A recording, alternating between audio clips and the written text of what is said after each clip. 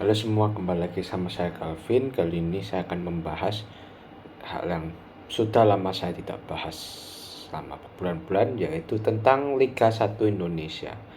Jadi terakhir kali itu saya membahas kalau nggak salah September ya, atau Oktober. Setelah itu ada terjadi kehancuran apa Liga seperti tunda, dan jadi saya sempat nggak bahas setelah sekian lama. Tapi saya merasa mungkin saya harus membahas ini lagi karena walaupun emang banyak kekurangannya sepak bola Indonesia, tapi saya tetap apresiasi. Jadi mungkin saya akan memulai membuat lagi konten Liga 1, analisa Liga 1 ini. Jadi kali ini ada 3 pertandingan, dimulai dari yang pertama dulu, yaitu Persija lawan Arema. Jadi sejak Liga terjadi kanjuran itu kan liganya seperti tunda beberapa 1-2 bulan gitu. Jadi liganya dikebut, jadi tiap 3 hari sekali tiap tim itu main. Jadi diawali dengan Persija lawan Arema. Thomas Doll seperti biasa berarti Persija memakai formasi 3 back di 3-4-3. Kalau Arema dengan pelatih baru ya. Jadi sebelumnya si pelatihnya Javier Roca itu dipecat, diganti sama namanya Santoso siapa ini. Jadi dia main formasi 4-3-3. Jadi Arema sekarang sudah pelatih ketiga musim ini. Ini yang bagusnya Thomas Doll pelatihnya Persija ini, dia proses di awal itu aku ingat pas pramusim itu dia hancur. Jadi timnya itu betul-betul hancur pada dasar klasemen 0 poin. Kalau nggak salah tidak cetak gol juga, jadi betul-betul sampai dikritik apa diancam pecat, tapi manajemennya masih sabar, manajemen Persija syukurnya. Jadi makanya dia proses, dia ubah strateginya atau apa kayak pemain, jadi sekarang bagus. Sekarang bahkan mereka di peringkat kedua. Jadi mereka menang 2-0 Persija ini lewat golnya si Hanif Syahbandi sama Michael Kermanjic, pemain pengganti. Hanif ini penaltinya layak penalti ya. Jadi emang main Arema itu, aku lupa namanya siapa itu langgar dari belakang dan layak penalti, kena kakinya pemain Persija. Jadi Hanif yang jadi eksekutor berhasil cetak gol. Tapi bagusnya Arema nggak pakai base, jadi Arema pun main menyerang. Cuma bedanya sama Persija adalah kalau Persija itu bermain dengan sistem jadi seperti ya tim Eropa, karena kan Persija dari Eropa atau maksudnya kan dari Jerman. Jadi mereka main umpan-umpan pendek, cara membangun serangan, gimana positioning pemain yang tepat. Kalau Arema ini mungkin karena pelatih lokal atau apa yang tipe-tipe Indonesia, jadi bermain crossing dan insya Allah jadi umpan panjang, habis itu ya semoga kena, jadi umpan lambung gitu. Nah, menurut saya mungkin kurang efektif ya. Jadi dalam hal ini Persija layak menang dan mereka jadi beras 2 dan jadi ini tren yang bagus bagi Persija untuk berada di papan atas bersaing untuk gelar juara gitu. Kemudian ada Persebaya lawan PSS Sleman. Dua tim ini berada dalam tren yang cukup bagus ya sebelumnya. Jadi berapa kali menang juga, walaupun PSS sama sempat kalah, tapi ini agak seru. Jadi di awal itu saling nyerang. Cuma tiba-tiba hujan, jadi sempat pertandingan ditunda beberapa menit. Kemudian Persebaya setelah hujan itu dia berhasil cetak gol dulu lewat si Jose Valente di menit 45, tepat sebelum babak pertama berakhir, dan golnya itu kerjasama itu dengan Shoya Yamamoto.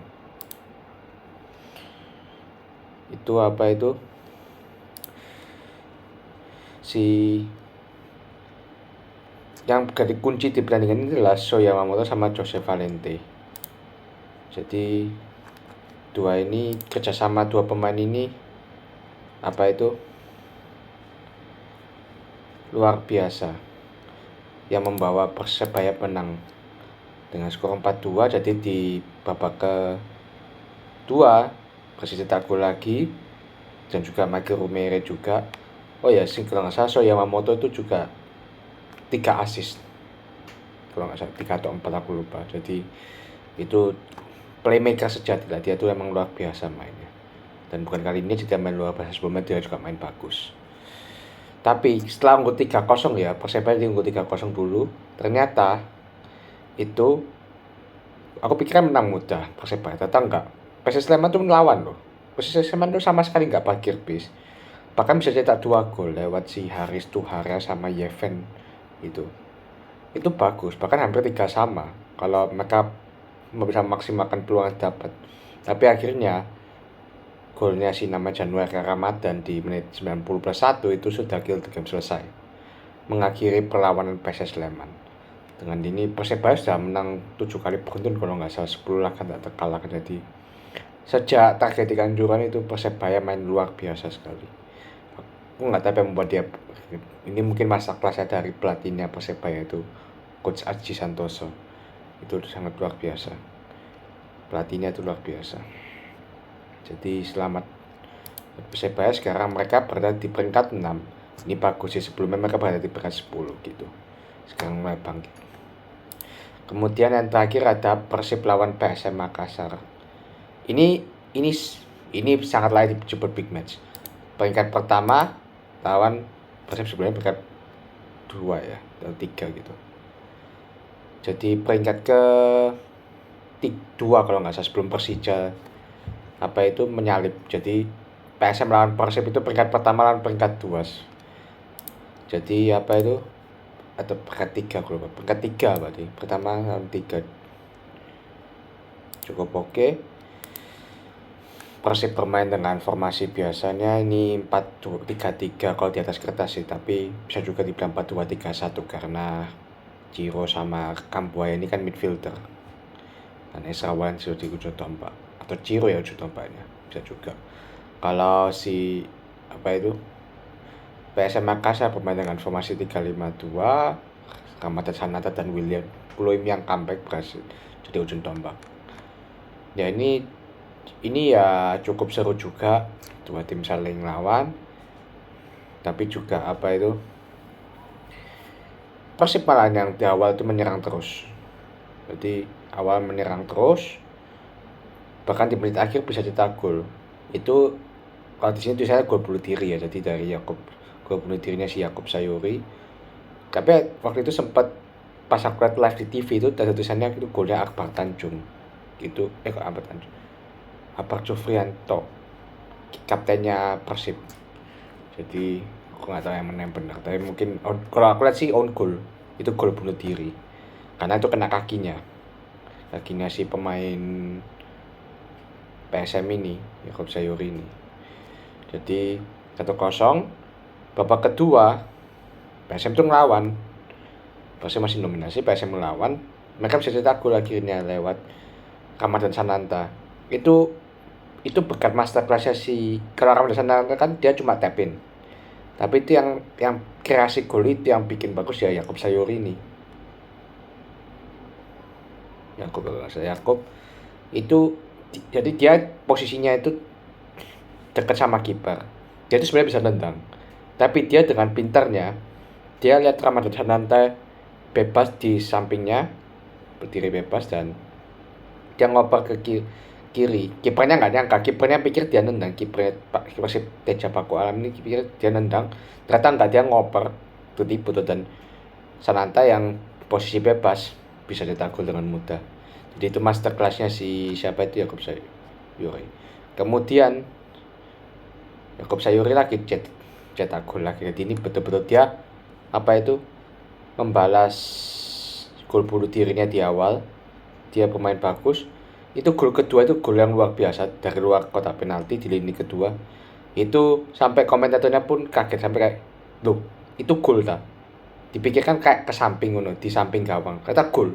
Jadi komentator sampai bilang, loh gol, yeay selamat, sampai gitu. Sampai komentatornya pun kaget. Itu gol yang sangat luar biasa sih. Dan ya 2-1 dan menang sih ya. Persib mungkin mulai agak down sekarang. Sebelumnya mereka gak terkalahkan, luar biasa. Tapi ini mungkin ya sekali-kala ya sedikit mengembalikan mereka ke bumi lah, bahwa untuk mau juara harus kerja keras. Tapi ya Mereka pun walaupun di peringkat 3 ya masih nggak, bedanya paling cuma 4 poin sama PSM yang sudah bermain 24 laga. Jadi Persib punya 1 laga sisa, jadi lebih sedikit sama kayak Persija.